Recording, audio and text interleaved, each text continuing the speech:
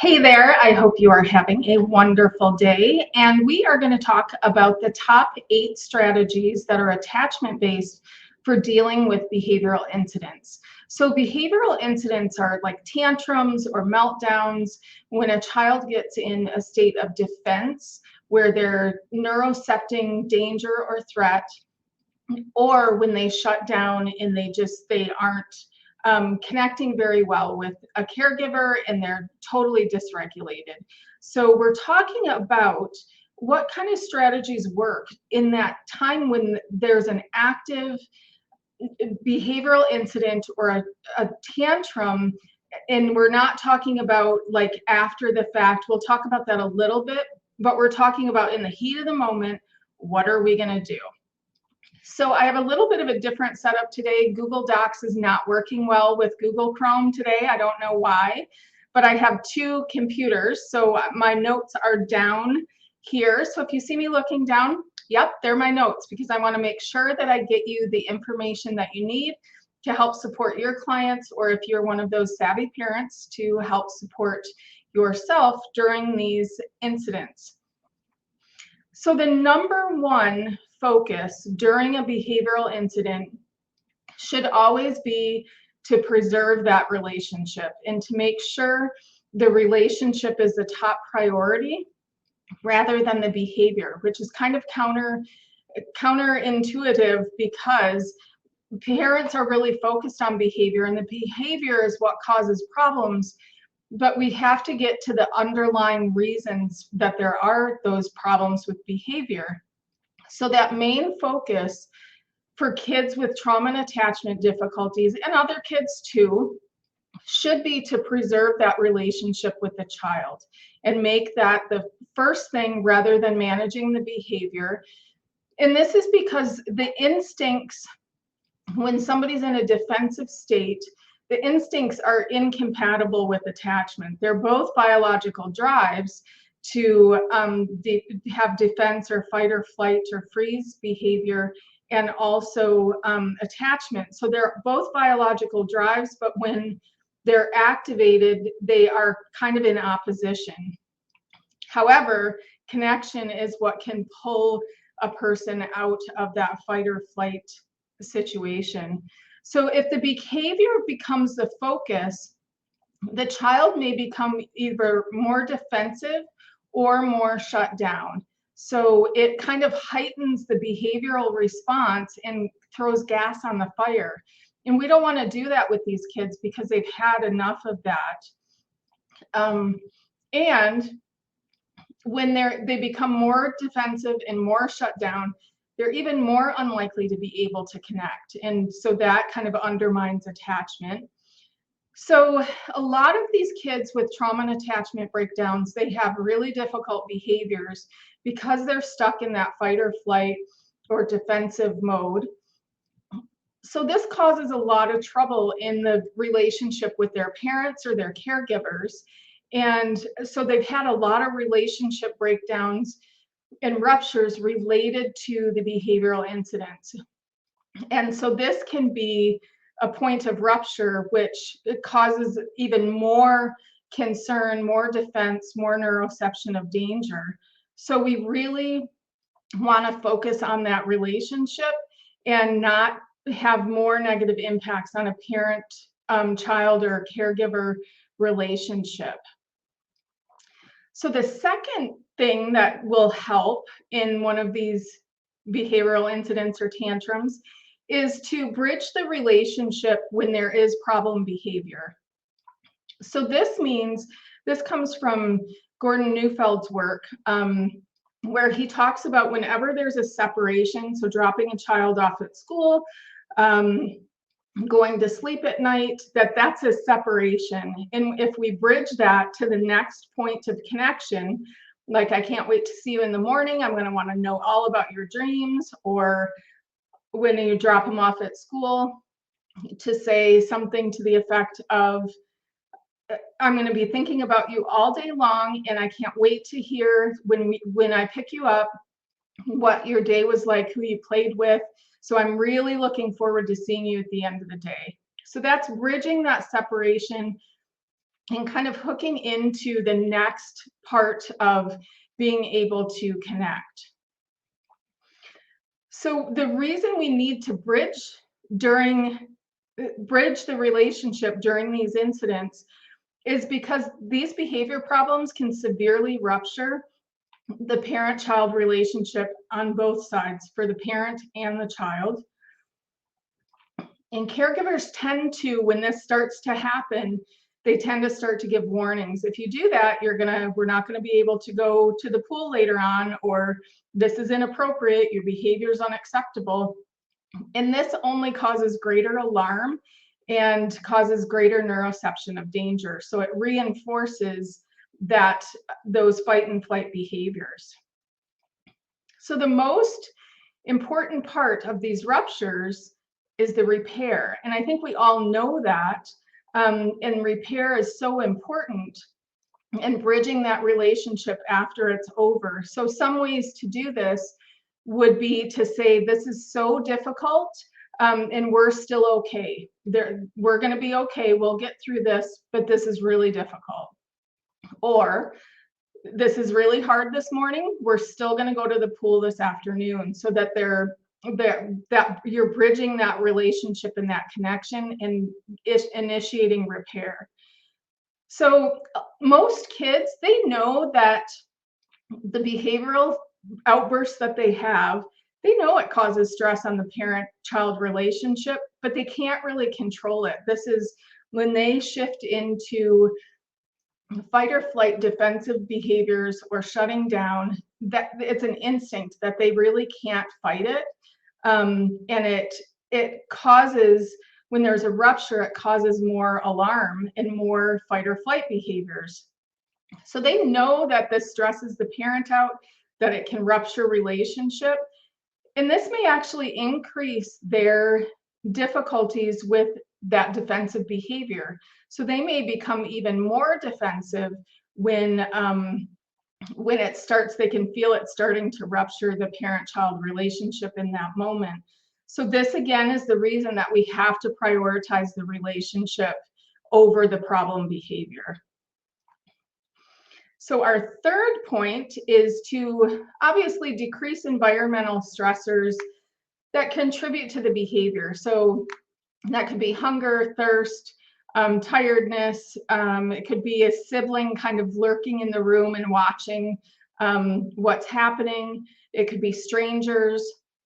So during these intense incidents, it's important to, as much as you can, maintain control over the environment so you can decrease any further triggers for the neuroception of danger. So these stressors, they can cause the dysregulation that the child is experiencing, and they can escalate it as well. So these are influences that cause more stress for the child. So it could be relationships, it could be the caregiver's emotions, could be the child's emotions, can be just their impulses if they have impulse control difficulties, or it can be the biological drives that they have to defend and protect themselves under threat.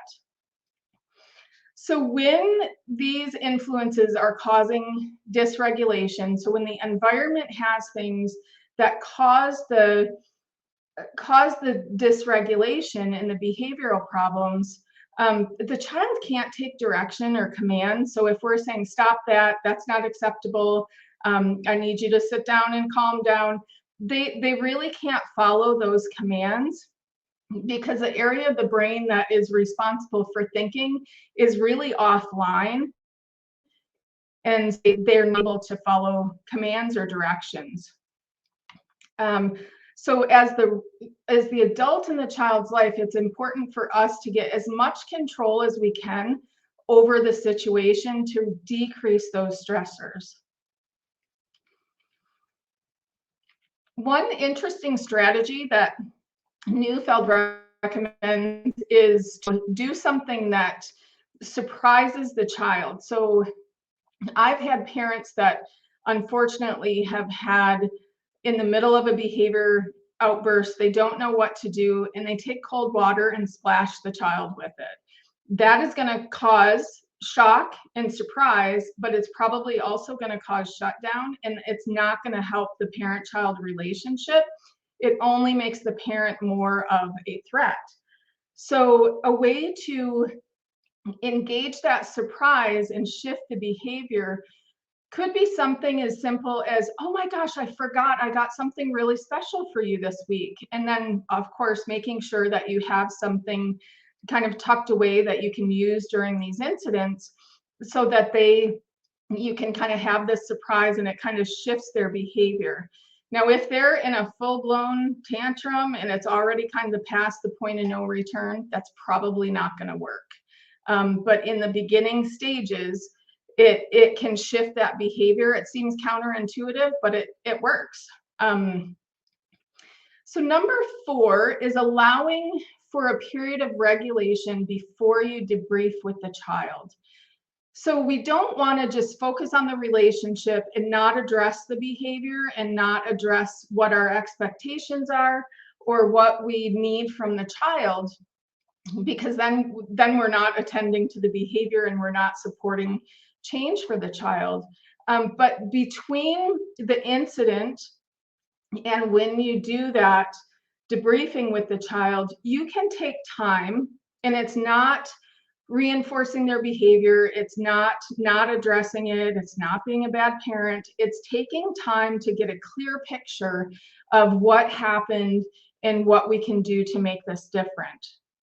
So this is important to talk about with caregivers because they have a lot of pressure to make sure that they're managing children's behavior, and these behavioral incidents can put a lot of pressure on the parents. We need to kind of remove that pressure because these behavior incidents, they're normal, they happen. This is how kids learn to handle frustration, but we just don't want them to get too big or too destructive.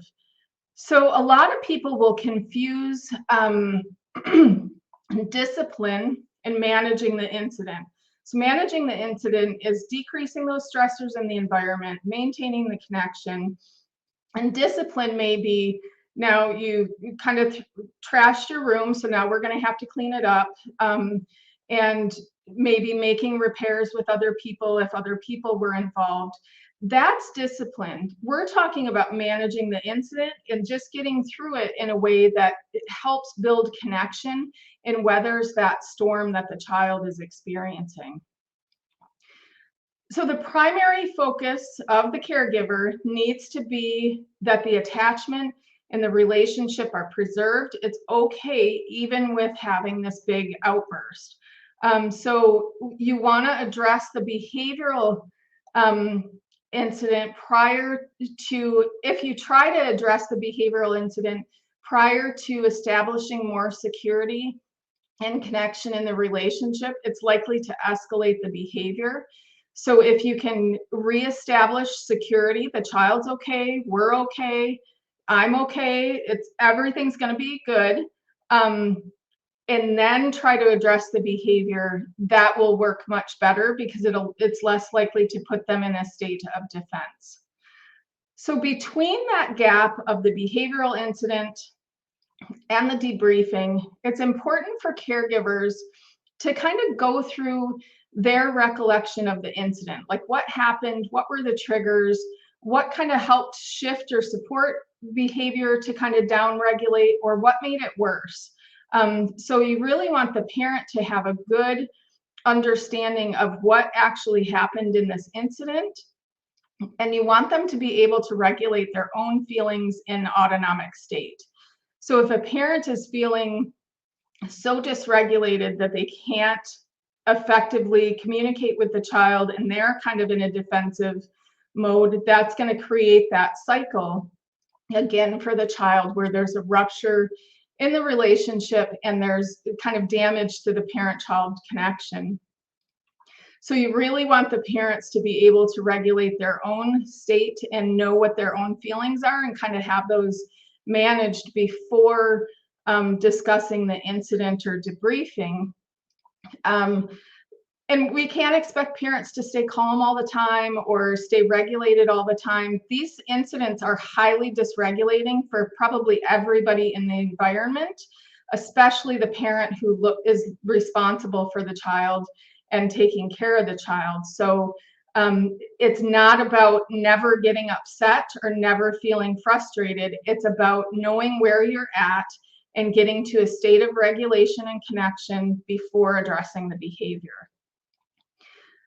So we also need to, during this time between the incident and debriefing, we need to have a lot of careful thought on how to address the incident, but also build connection and safety for the child.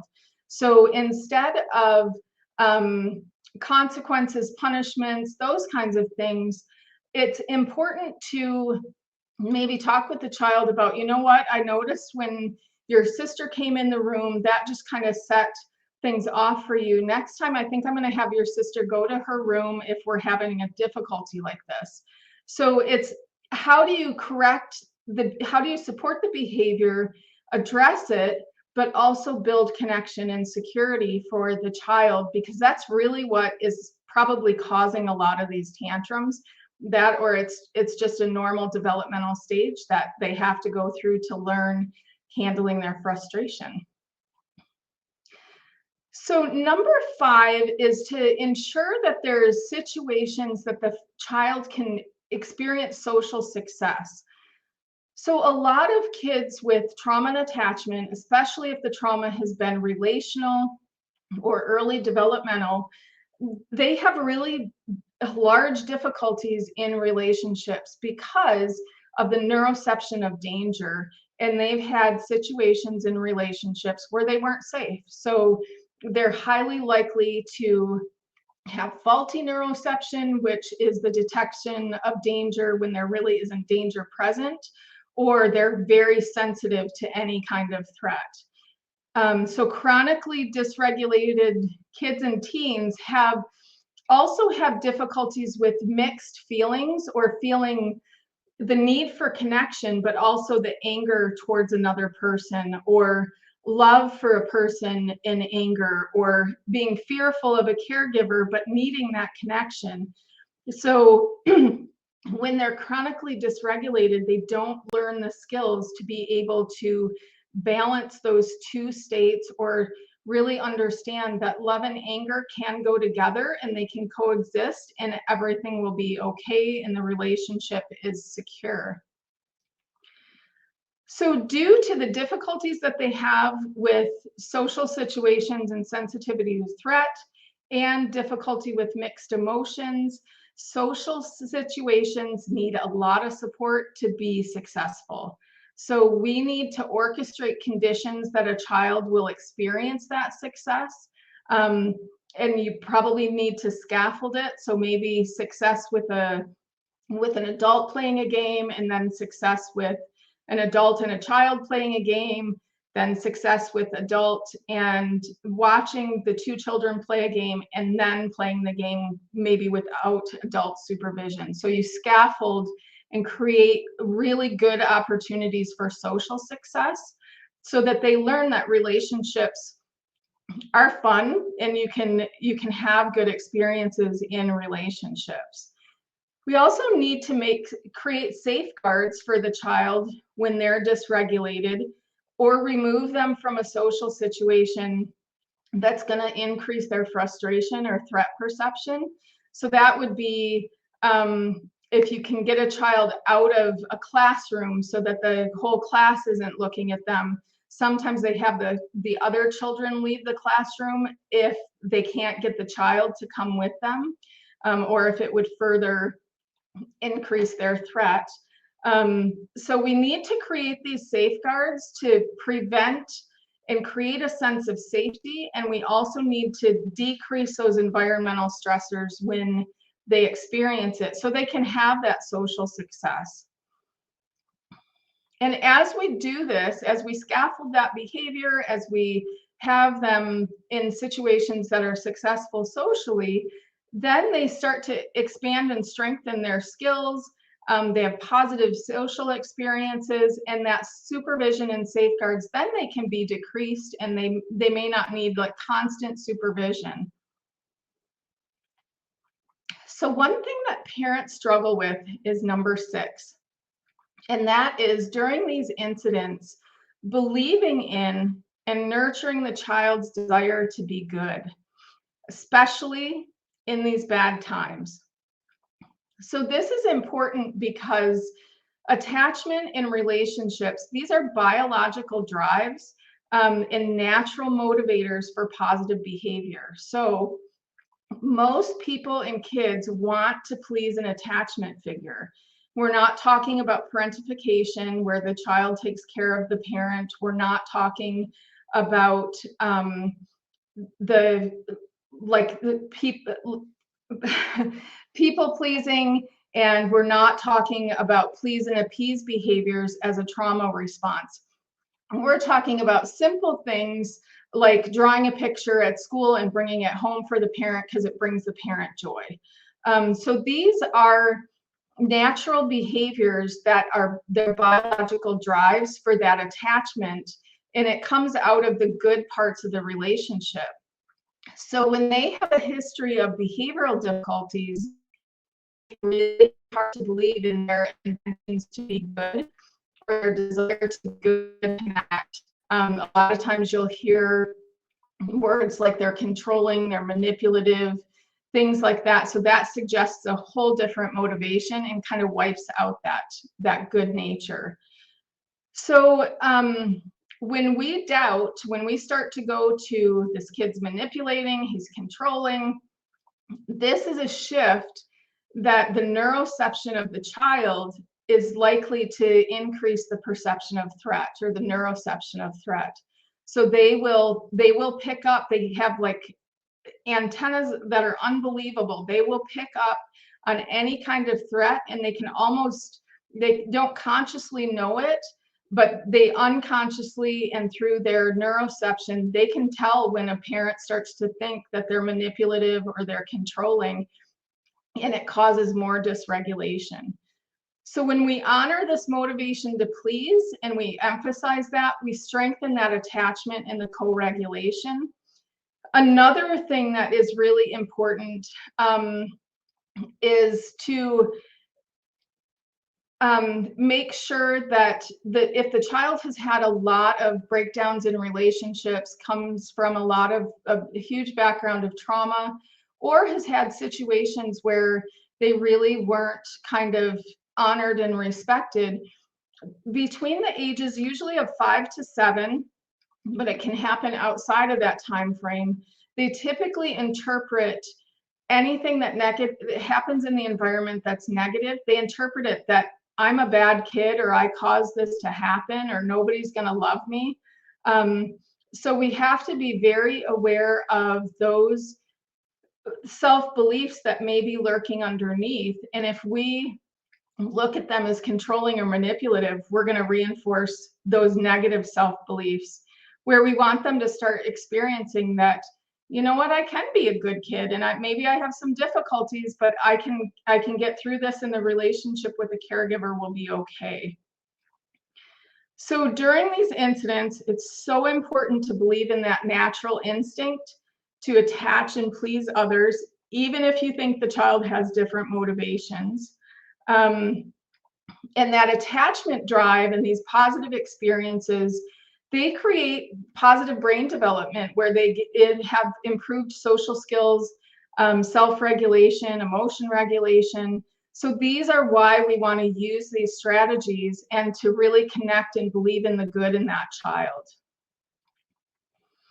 So number 7 is to find similarities between yourself and the child to nurture attachment. So under Neufeld's developmental framework, he talks about 6 stages of development. And the stage of being like, first there's being with, so they want to be close. There's stranger danger, that's usually in the first year. In the second year, they shift to wanting to be like. So that's mommy and I have the same color on today, or mommy and I do the same behaviors, or I get in mommy's makeup and put it on. And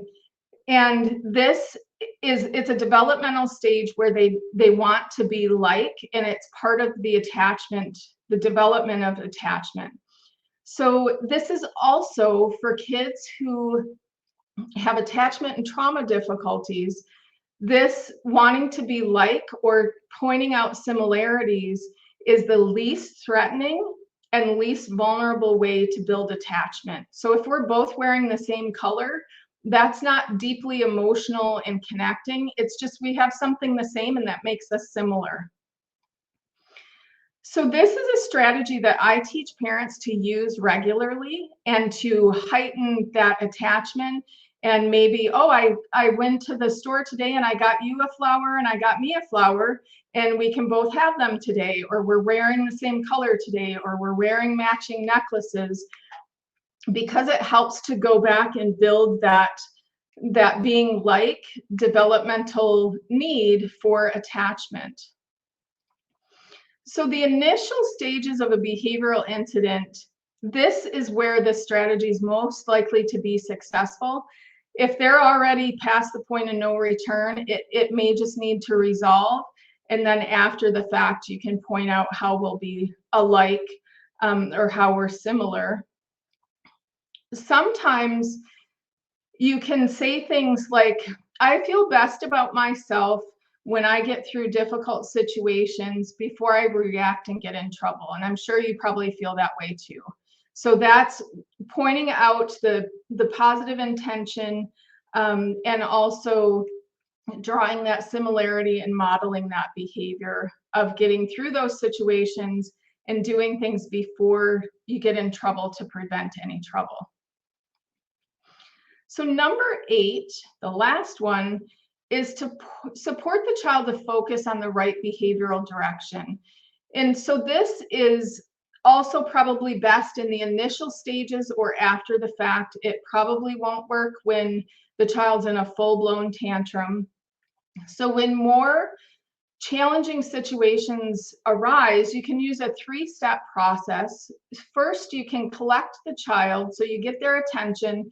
You get them maybe to look in your eyes if that's not threatening for that child, and get them to agree with you about something. Oh, you're wearing your sneakers today, or are you ready for breakfast? Because if you can get them in a state where they're saying yes to you, you've kind of collected them and have them hooked into the relationship in a way that they're getting closer to agreement or allowing that relationship to kind of be connected in that moment.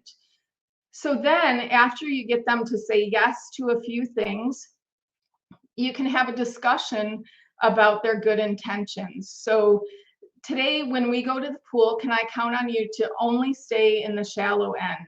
So can I count on you to do that? Or when your friend comes over, can I count on you to only play in the living room and not go in your bedroom? Things like that. So you're giving them what you're expecting of them, but also believing in their good intentions.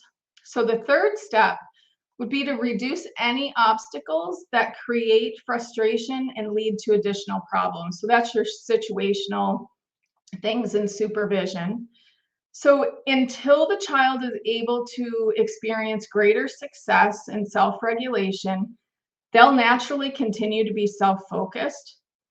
At certain developmental periods, they're very self-focused, but when they're under threat or they feel like there's danger, they can't focus on other people.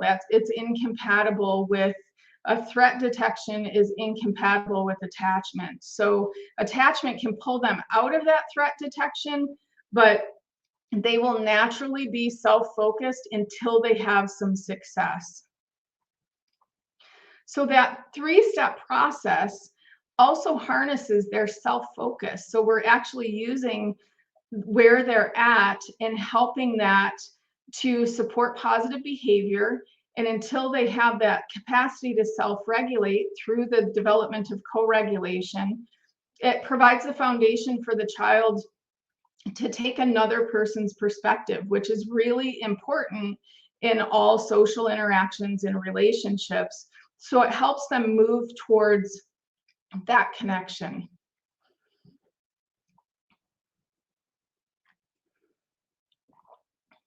Okay, so there's some additional strategies that maybe common knowledge, but they're very important to ensure that parents are aware of these, is to prevent situations that cause frustration. So if you know crowded places cause a lot of frustration and threat detection for a child, you go at times when it's not as crowded, or you don't do it until you've been able to build up to that.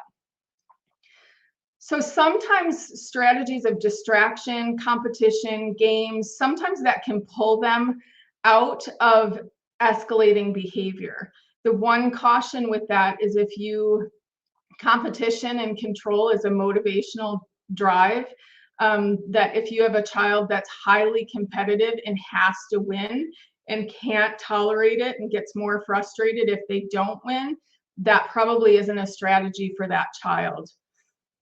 So it's just ways to create different distractions, games, things like that, that can pull them away from what is kind of going on and get their attention focused in another spot. So when behavior escalates, a lot of times parents become bigger and louder because they feel like that's what's going to get control. And they're dysregulated themselves, so they may not realize that they're getting louder. They also move towards commanding and demanding specific behaviors.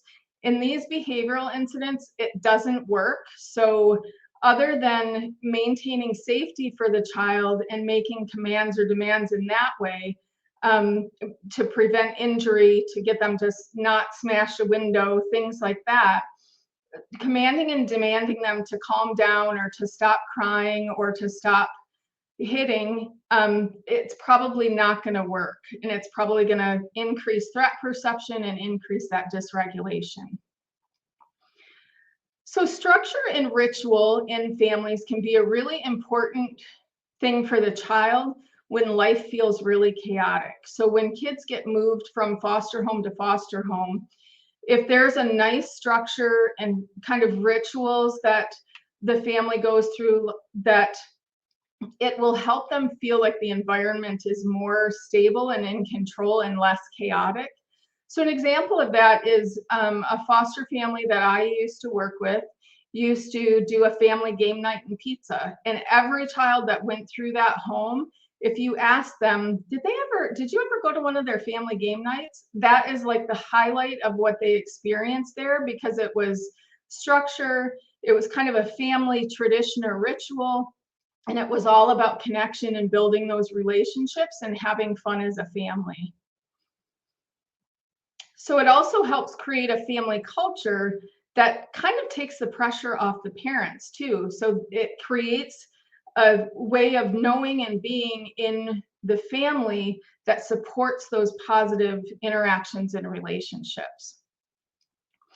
So with attachment disruptions and trauma, it's normal to have extreme difficulties with managing chaos and unpredictability. So we should expect kids who have trauma and attachment difficulties, if things become chaotic, holidays, spring break, summer break, they are going to have troubles with managing that chaos and unpredictability, because it increases the sense of danger or threat because they don't know what's happening, and it gives their nervous system a lot of new information that isn't kind of known to them.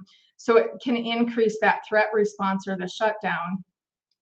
So as children get better co-regulation skills, have multiple co-regulation experiences, they will start to self-regulate, and then they can experience these chaotic or unpredictable environments a lot better.